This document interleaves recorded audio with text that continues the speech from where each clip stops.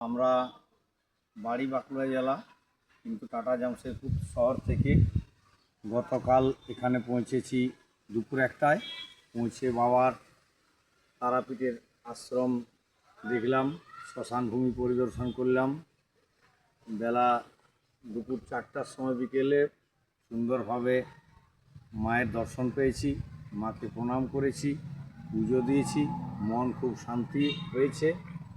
আর এই শান্তি যারা যারা আমাদের সাথে এসছে বা যে সমস্ত ভক্তজন তারাপীঠের মধ্যে উপস্থিত, আমার সারা ভারতবাসীকে তারা মায়ের শুভ আশীর্বাদ মঙ্গল কামনা করি। আর আজকে তারাপীঠের যে আমরা আরও মায়ের দর্শন করে, শ্মশান ভূমি দর্শন করে আমরা হোটেল থেকে ছেড়ে বেরিয়ে এসেছি। বেরানোর সময় তারা মায়ের যে আসল ভক্ত খেপা সাধক মামা বামদেব, তার বামদেবের যে আটলা গ্রামে আমরা উপস্থিত হয়েছি।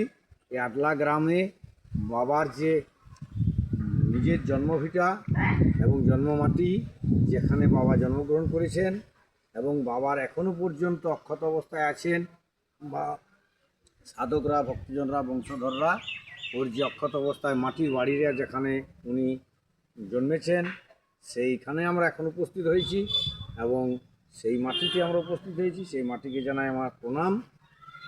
আমরা যারা এসেছি এই মাটি থেকে যেন শুভ আশীর্বাদ। জয় গুরু বামদেব, জয় জয় তারা। ধরে দাও খালি, একটু ধরো, খালি বাসা এমনি ধরে দাও। জয় গুরু, জয় গুরু।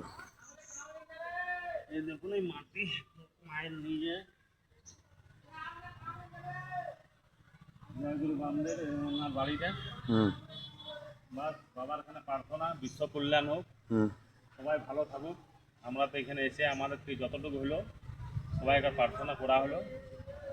বাস জয় জয় তারা, জয় জয় তারা, জয় তারা, জয় গুরু বামদেব। যেন আমি এবং আমার আরও যে বংশধররা, আরও ভক্তরা যেন আসতে পারে, বাবার যেন টানে আসতে পারে, বাবার আশীর্বাদে আসতে পারে, এই বলে আমরা বাবার জন্মভিটা দর্শন করে ছাড়ছি। এই দেখুন এখানে বাবার নিজের হাতের তৈরি, ছোট্ট ছিল, এটা ডোবার মতো ছিল, এখন দেখে এটা কত সুন্দর বানিয়ে দিয়েছে। আর দেখুন এখানে কত, দেখুন সব মাগুর মাছের সব দলে দলে ঘুরছে, চাষ করা হয়েছে সেই মাটিতে। দেখুন কত সুন্দর সুন্দর ফুল গাছ, বাগিচা বানা আছে সব রকমের। আর এখানে একটা আলাদাই শান্তি অনুভব হচ্ছে, সত্যি বাবা ছিল। জয় গুরু, জয় গুরু, জয় গুরু।